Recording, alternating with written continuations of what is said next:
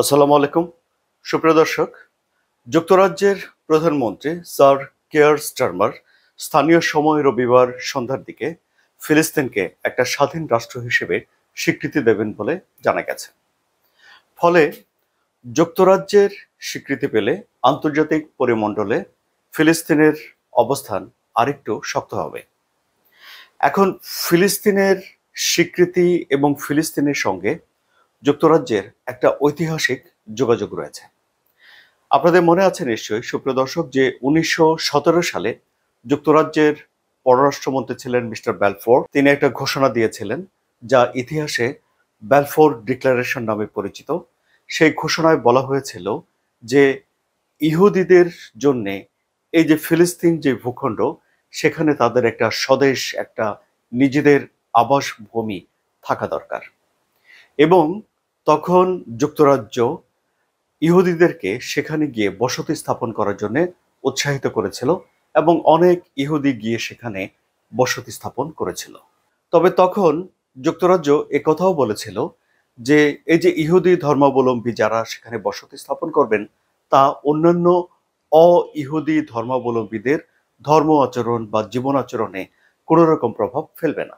আবার ধরুন 1922 সাল থেকে, মানে প্রথম বিশ্বযুদ্ধের পর থেকে 1968 সাল পর্যন্ত, মানে দ্বিতীয় বিশ্বযুদ্ধের যে সময়টা পার হলো সে পর্যন্ত এখানে লিগ অফ নেশনসের তত্ত্বাবধানে যুক্তরাজ্য এই জায়গাটি শাসন করার একটা ম্যান্ডেট ছিল। সুতরাং আমরা দেখতে পাচ্ছি যে ঐতিহাসিকভাবে যখন একসময় এই যুক্তরাজ্য ইহুদি ধর্মাবলম্বীদেরকে ওখানে গিয়ে বসবাস করার জন্য উৎসাহিত করেছিল, এখন সেই যুক্তরাজ্য এসে এত বছর পরে বলছে যে একটা দ্বিরাষ্ট্র সমাধান হওয়া উচিত এবং এখানে ফিলিস্তিন একটা স্বাধীন রাষ্ট্র হিসেবে সে যুক্তরাজ্য স্বীকৃতি দিতে যাচ্ছে। গত জুলাই মাসে যুক্তরাজ্যের প্রধানমন্ত্রী মিস্টার স্টারমার তিনি শর্ত সাপেক্ষে ঘোষণা দিয়েছিলেন যে ফিলিস্তিনকে তিনি স্বাধীন রাষ্ট্র হিসেবে স্বীকৃতি দেবেন। কি শর্ত ছিল? শর্ত ছিল যে সেপ্টেম্বর মাসে এই যে জাতিসংঘের সাধারণ পরিষদের অধিবেশন বসবে, এই সামনের সপ্তাহে এই অধিবেশন অনুষ্ঠিত হবে। সো এই অধিবেশনের আগেই যদি একটা শান্তি চুক্তি না হয়, অর্থাৎ যুদ্ধবিরতি না হয়, এবং দ্বিতীয় আরেকটি শর্ত ছিল যে দুই রাষ্ট্র সমাধান মেনে নিয়ে দুই রাষ্ট্র প্রতিষ্ঠার জন্য যদি ইসরায়েল প্রতিশ্রুতিবদ্ধ না হয় তাহলে যুক্তরাজ্য ফিলিস্তিনকে স্বাধীন রাষ্ট্র হিসেবে স্বীকৃতি দেবে। এখন জুলাইয়ের পরে আগস্ট মাস পার হয়ে গেছে, সেপ্টেম্বর মাসও পার হই হই করছে যখন আমি ভিডিও করছি, কিন্তু ইসরায়েলের তরফ থেকে সেখানে শান্তি চুক্তির বা যুদ্ধবিরতির কোনো লক্ষণ দেখা যাচ্ছে না এবং গাজার পরিস্থিতি এখন আগের চেয়ে আরো বেশি খারাপ হয়েছে। কি হয়েছে? গাজা সিটিতে আক্রমণ জোরদার করেছে ইসরায়েল। সেখানে বড় বড় ভবন, সুন্দর সাজানো গোছানো শহর ভেঙে দিচ্ছে, গুড়িয়ে দিচ্ছে ইসরায়েল। লাখ লাখ মানুষ প্রাণ ভয়ে ছুটে বেড়াচ্ছে, অনেক মানুষ মারা যাচ্ছে, খাবারের সংকট রয়েছে, মানবিক বিপর্যয় রয়েছে, না খেয়ে মানুষ মারা যাচ্ছে। এবং জাতিসংঘের একটি কমিশন অনুসন্ধান করে তারা রিপোর্ট দিয়েছে যে ইসরায়েল গাজাতে গণহত্যা চালাচ্ছে। এখনো পর্যন্ত যদিও জাতিসংঘের তরফ থেকে স্পষ্ট করে গণহত্যা শব্দটি ইসরায়েলের পাশে ব্যবহার করা হয়নি, কিন্তু তাদের দেয়া একটি অনুসন্ধান কমিশন কিন্তু এই গণহত্যা শব্দটিকে ব্যবহার করলো। এই পরিস্থিতিতে এসে পশ্চিম তীরে আরো বেশি বসতি সম্প্রসারণ করছে ইসরায়েল। ফলে এখন যুক্তরাজ্যের কাছে মনে হচ্ছে যে দুই রাষ্ট্র সমাধান করার বা ফিলিস্তিনকে আলাদা একটা রাষ্ট্র করার জন্য যেই সম্ভাবনা ছিল সেই সম্ভাবনাটুকু এখন নস্যাৎ হয়ে যাচ্ছে। সুতরাং যুক্তরাজ্য এসে এখন একটা অবস্থান নিচ্ছে যে তারা ফিলিস্তিনকে স্বীকৃতি দিতে যাচ্ছে। জাতিসংঘের 193টি দেশের মধ্যে 75% দেশই এরই মধ্যে ইসরায়েলকে স্বাধীন রাষ্ট্র হিসেবে স্বীকৃতি দিয়েছে। এর মধ্যে এখন ফ্রান্স বলছে যে তারাও স্বীকৃতি দেবে এবং যুক্তরাজ্য বলছে যে তারাও স্বীকৃতি দেবে। যদি এখন ফ্রান্স এবং যুক্তরাজ্যের স্বীকৃতি ইসরায়েল পায় তাহলে জাতিসংঘের নিরাপত্তা পরিষদের 5টি সদস্য দেশের মধ্যে 4টি সদস্য দেশের স্বীকৃতি ফিলিস্তিন পেয়ে গেল। অর্থাৎ চীন এবং রাশিয়া আগেই ফিলিস্তিনকে রাষ্ট্র হিসেবে স্বীকৃতি দিয়েছে। কিন্তু সুপ্রিয় দর্শক, ফিলিস্তিনকে রাষ্ট্র হিসেবে যদি স্বীকৃতি দেয়া হয় তাহলে কি হবে? ফিলিস্তিন রাষ্ট্র হিসেবে আছে, আবার রাষ্ট্র হিসেবে নাইও। আছে কিভাবে? প্রচণ্ডভাবে আন্তর্জাতিক সমর্থন ফিলিস্তিনের পক্ষে রয়েছে। জাতিসংঘের সাধারণ অধিবেশনে সেখানে ফিলিস্তিন একজন পর্যবেক্ষক রাষ্ট্র হিসেবে অংশগ্রহণ করতে পারে, আলোচনায় অংশগ্রহণ করতে পারে, কিন্তু ভোটাভুটিতে আবার অংশগ্রহণ করতে পারে না। অলিম্পিক গেমসে অংশগ্রহণ করতে পারে রাষ্ট্র হিসেবে, কিন্তু এর আন্তর্জাতিকভাবে স্বীকৃত কোনো সীমানা নেই, এর আন্তর্জাতিকভাবে স্বীকৃত কোনো সেনাবাহিনী নেই। আবার যে ভূখণ্ড নিয়ে ইসরায়েল রাষ্ট্রটা গঠিত হওয়ার কথা ছিল, এই যেমন ধরুন গাজা, পশ্চিম তীর এবং তার রাজধানী হওয়ার কথা ছিল পূর্ব জেরুজালেম, এর কোনোটার উপরেই ফিলিস্তিন কর্তৃপক্ষের বা ফিলিস্তিনের কোনো নিয়ন্ত্রণ নেই। গাজাতে যুদ্ধ করছে ইসরায়েল।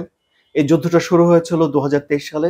হামাস একটা আক্রমণ করেছিল ইসরায়েলে এবং 1200 ইসরায়েলিকে হত্যা করেছিল, 251 জনকে ধরে নিয়ে গিয়েছিল জিম্মি করে।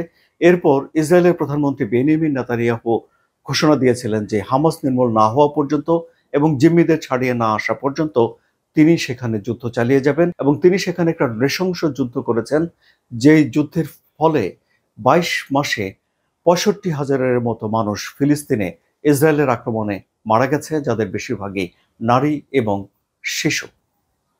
তাহলে এখন গাজা সিটিও দখল করার জন্য ইসরায়েল আক্রমণ চালিয়ে যাচ্ছে।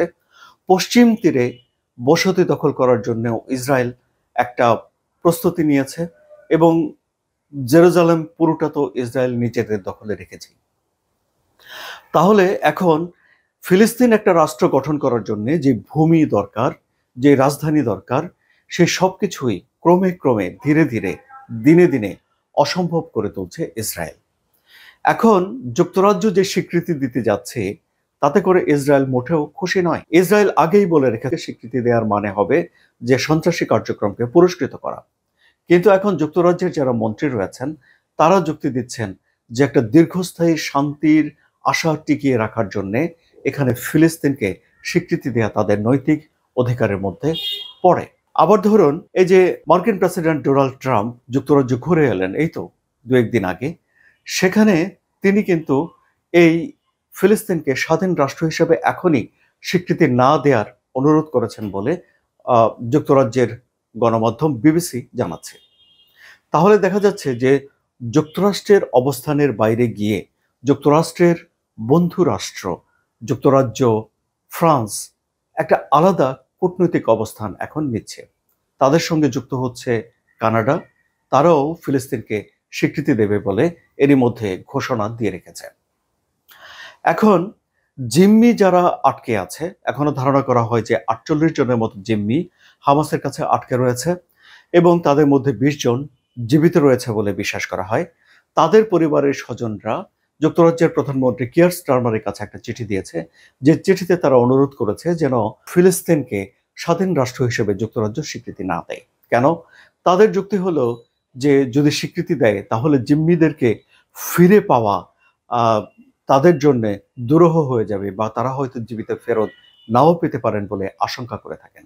এমনকি তারা এটিও বলেছেন যে যুক্তরাজ্য যে ঘোষণা দিতে যাচ্ছে সেটি হামাস এখন নিজেদের বিজয় হিসেবে উদযাপন করছে। সুপ্রিয় দর্শক, হামাস হলো ফিলিস্তিনের জন্য একটা স্বাধীনতাকামী সংগঠন, কিন্তু যুক্তরাষ্ট্র এবং ইসরায়েলের কাছে হামাস হলো একটা সন্ত্রাসী সংগঠন।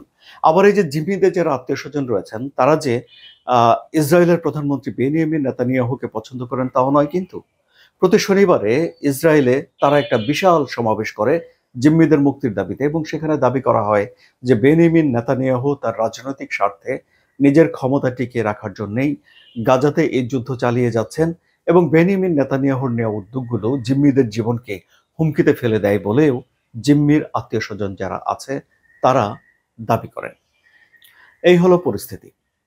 তবে এই যে জাতিসংঘের অধিবেশন বসার আগেই একটা বিবৃতির মাধ্যমে যুক্তরাজ্য ফিলিস্তিনকে যে স্বাধীন রাষ্ট্র হিসেবে স্বীকৃতি দেবে, আন্তর্জাতিক পরিমণ্ডলে এর কূটনৈতিক গুরুত্ব অনেক বেশি বলে আপনারা ধরে নিতে পারেন।